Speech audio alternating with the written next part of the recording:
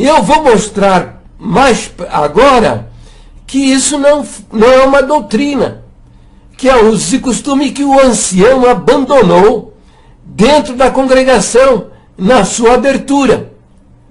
Presta atenção! É isso. Então, gente, entenda, cultura dos povos, né? Usos e costumes dos povos, a gente obedece, a gente atende, tá? Respeita, entendeu? Depois dessa destruição toda, os irmãos do Brás foram lá para Jerusalém e acertaram, conversaram lá e acertaram a construção de uma tenda. No dia da abertura, da inauguração, no primeiro culto, estiveram presentes autoridades da prefeitura lá de Jerusalém, que são judeus ortodoxos, todos eles com o chapeuzinho na cabeça, estiveram presentes no culto. Um deles era o porta-voz da prefeitura, que era este cidadão que você vai ver agora. O nome dele é Nir Barkat, um judeu ortodoxo, e veja ele aí conversando com outros judeus sacerdotes com o quipá na cabeça. Tá vendo aí? Tá vendo aí? E veja, no meio do culto, deram liberdade para ele para falar com a Irmandade, apresentando as desculpas da prefeitura de Jerusalém por causa da violência cometida contra a congregação. E veja, ele está na tribuna com... Observe que o ancião está sentado atrás desse irmão de paletó escuro, que deve ser o tradutor daquilo que o Nir Barkat está falando com a Irmandade.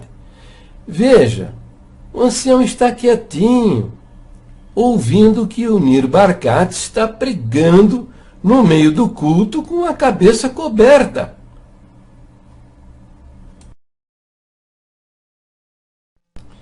Estou mostrando estas imagens do ancião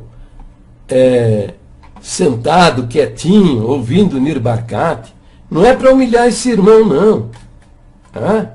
É porque são fatos. E a gente tem que falar a verdade e encarar os fatos. Por nada de esconder as coisas erradas que acontecem no nosso meio. O ancião, esse irmão aí, é um dos valentes da congregação. Ele não é um covarde por não praticar a doutrina do chapéu. Ele não é um relapso com as crenças da congregação. Esse irmão é um dos valentes da congregação e ele sempre esteve disposto a ir aos lugares onde os outros não queriam ir. Teve um tempo quando ele viajava aí para os países da América do Sul, Bolívia, Paraguai, os seus companheiros de ministério ridicularizavam ele, chamando-o de missioneiro, não de missionário, que seria a palavra correta, mas de missioneiro, debochando desse irmão. Esse irmão é um dos valentes da congregação, mas ele ficou quietinho e deu a permissão do porta-voz da prefeitura falar, porque debaixo da guia de Deus, porque se ele fizesse diferente, ele viu o que aconteceu, metralhadora apontada na cara dos irmãos. Então, ele abandonou, quebrou a doutrina, foi desobediente a Deus? Não, é usos e costumes isso aí. O uso da cabeça coberta é usos e costumes. Se você pode praticar numa nação, numa tribo, você pratica. Mas se você não pode, você pode abandonar, que você não vai ofender a Deus. A salvação das almas é muito mais importante do que chapéu, véu, barbicha, camiseta regata, bermuda, essas bobagens que esses homens ficam ensinando para o nosso povo.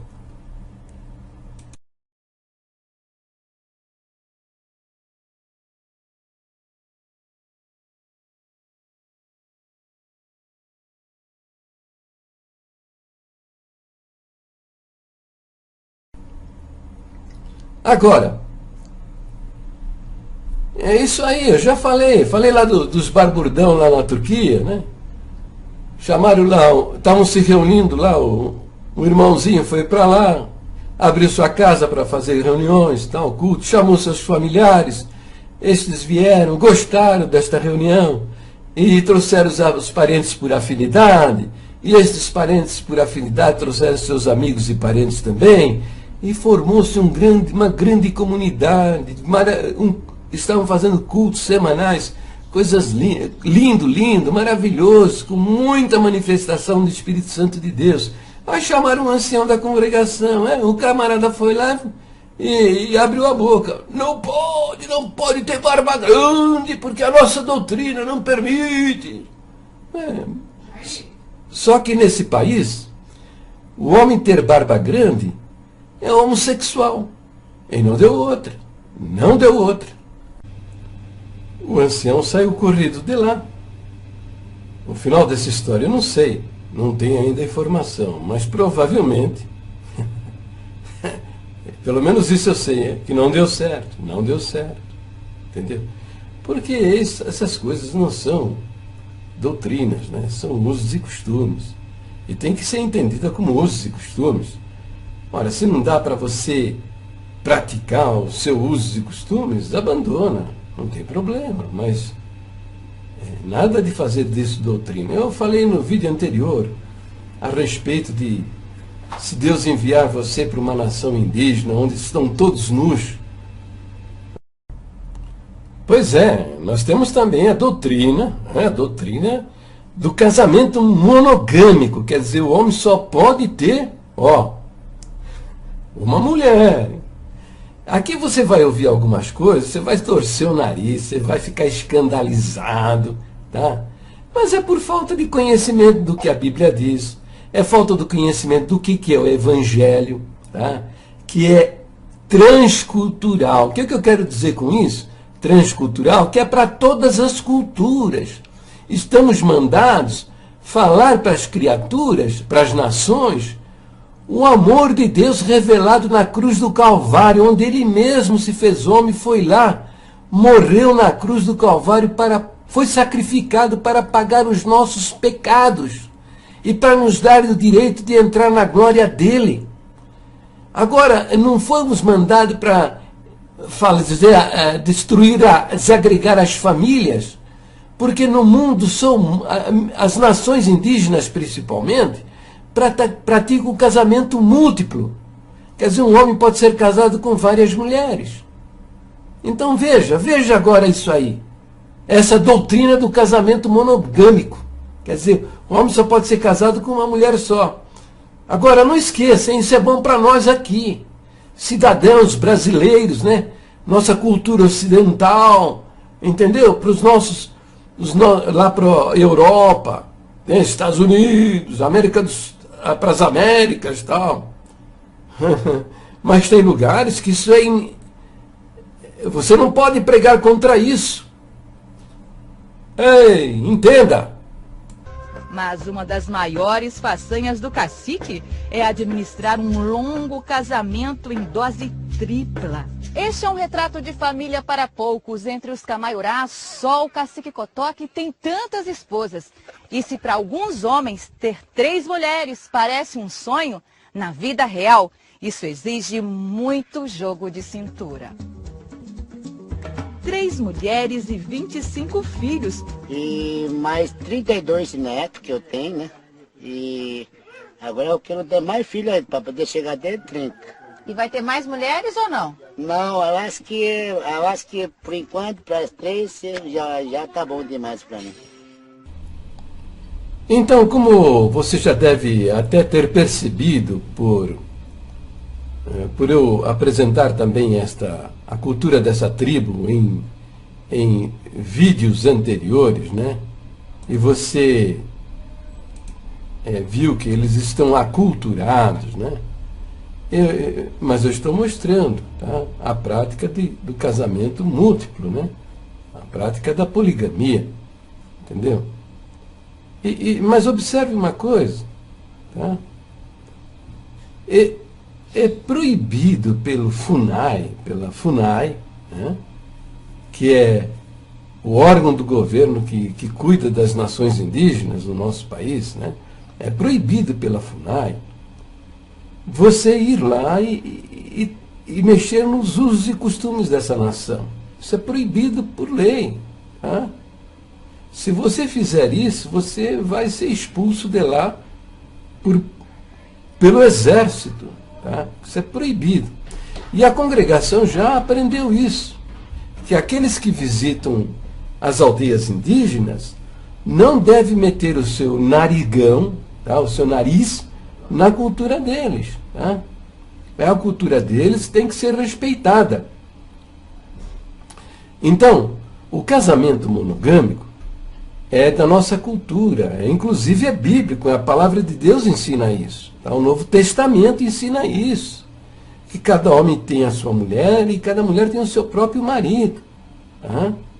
Mas isso aqui é da nossa cultura, entendeu? Nestes lugares, você não pode estar condenando estas coisas. Tá? Olha aí, eu estou passando os ensinamentos que estão embutidos em listas secretas, que não deveriam ser listas secretas, deveriam ser públicos isso aí. Todo mundo saber que nós não devemos nos intrometer na cultura desses povos. Tá? Respeitar isso daí. Entendeu? Então, a doutrina de que devemos ter uma só mulher é muito bom para nós aqui, mas a cultura deles é diferente e tem que ser respeitada. Tá? Por que tem que ser respeitada? Bom, aqui militares, né, o próprio exército vai tirar você da aldeia. Vão pôr você para fora de lá e você vai ser proibido de voltar lá, se você for lá querendo mexer na cultura deles. Tá? Isso não só no Brasil, não.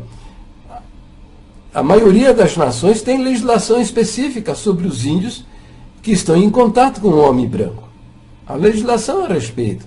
E todas elas vão nessa direção, proibindo que nós levemos para eles a nossa cultura, que se intrometa na cultura deles. Mas veja, se você vai no meio de uma nação